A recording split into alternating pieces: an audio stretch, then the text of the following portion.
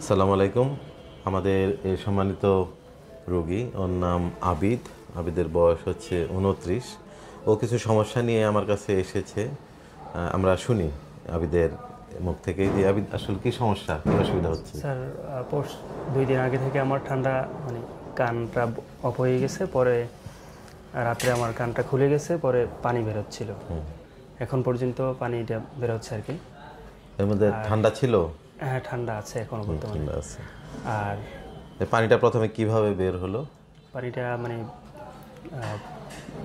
2 দিন আগে আমি গোসল করার সময় নাক সর্দি ফেলাই দিয়ে গেছি, ওই সময় অফ হয়ে গেছে বাম কানটা।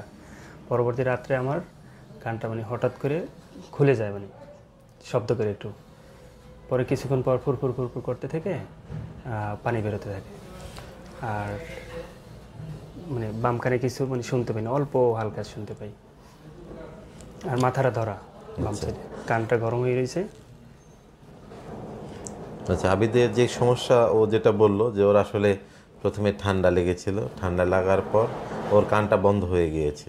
বন্ধ হওয়ার পর এরপর ও রাতের বেলা হঠাৎ করে আসলে ওর কান্দা একটু নাক ঝাড়ার কারণে ওর মনে হলো যে কান্দে কিছু একটা আসতেছে, এবং ওর কানটা তখন খুলে গেল। কিন্তু খুলে যাওয়ার সাথে সাথে কান্দে পানি আসা শুরু হলো। আসলে যাদের ঠান্ডা লাগে এবং কানে সমস্যা হয়, প্রথমেই আসলে ঠান্ডা লাগে, ঠান্ডা লাগার পর থেকে এরকম অসুবিধা হতে পারে। এখানে একটি ঘটনা ঘটেছে, সেটা হলো যেহেতু ঠান্ডা লেগেছে, ঠান্ডা লেগে ওর মধ্যকর্ণের প্রদাহ হয়েছে, এবং যখন পানি বের হওয়া শুরু হয়েছে তার মানে এটা হলো ওর কানের পর্দাটা ছিদ্র হওয়ার সম্ভাবনা রয়েছে, এবং ছিদ্র হওয়ার কারণেই আসলে কান্দে পানি আসে। তো আসলে ওর কানের কী পরিস্থিতি, কীরকম আছে, আমরা এন্ডোস্কোপি ক্যামেরার সাহায্যে আমরা ওর দুটো কানে দেখব। প্রসঙ্গত আমি উল্লেখ করি, আমি সবসময় আপনারা দেখে থাকবেন যে আমি সবসময় ভালো কানটি আগে দেখি, এবং যেই কানটিতে সমস্যা সেই কানটি পরে দেখে থাকি। এই কাজটা এই জন্যই করে থাকি যে যেহেতু যে কানটি খারাপ ওই কানে জীবাণু থাকে, ওই জীবাণুটা যাতে ভালো কানে আগে না যায়, সেই কারণে আপনারা সবসময় লক্ষ্য করে থাকবেন যে আমি সবসময় ভালো কানটি আগে দেখে থাকি। তো আমরা দেখি যে আবিদের আসলে কানে কী ধরনের অসুবিধা হলো। হ্যাঁ, এটা আমার ক্যামেরা। এটাকে আমি প্রথমে একটু অনেকে রাস্তাঘাটে কান পরিষ্কার করে থাকেন, এটা কোনো মতেই ঠিক না। তারা আসলে এগুলোকে যথাযথভাবে পরিষ্কার করেন না, স্টেরাইল করেন না। তো এখানে আমার কাছে একটা সলিউশন আছে, হেক্সিসল। এটা দিয়ে আমরা খুব ভালো করে জিনিসটাকে পরিষ্কার করে নেব। ক্যামেরার মাথাটি পরিষ্কার করে এরপর আমরা স্যাভলন দিয়ে আমরা এই ক্যামেরার রেজুলেশনটা একটু চেক করে নেব। আমার রেজুলেশন ঠিক আছে, তাহলে আবিদের ডান কানটা ভালো। ডান কানটা আমরা প্রথমে একটু দেখি যে ডান কানে কোনো অসুবিধা আছে কিনা।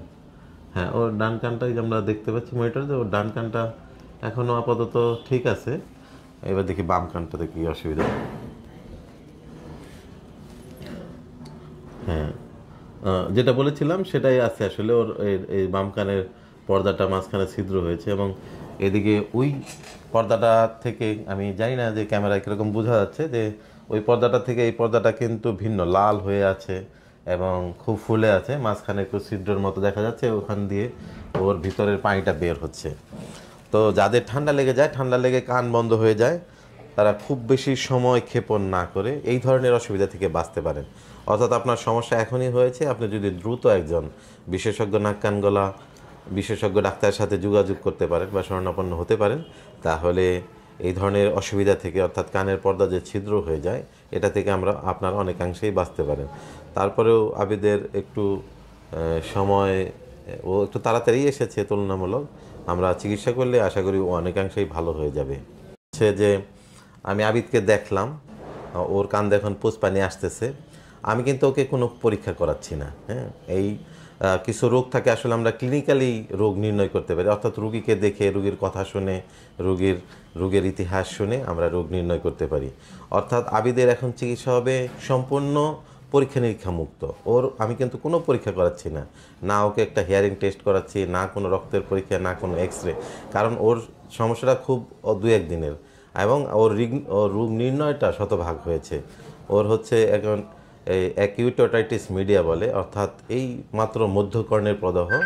এটা একটা মধ্যকর্ণের প্রদাহ, আমরা রোগটা নির্ণয় করতে পারলাম। সেজন্য ওর এখনই আমরা চিকিৎসা দেব, শুধুমাত্র ওর চিকিৎসা, ওষুধ খেয়েই আশা করি অনেকাংশে সুস্থ হয়ে যাবে। এবং রোগ নির্ণয়ের জন্য ওর কোনো প্রকার পরীক্ষার প্রয়োজন নেই।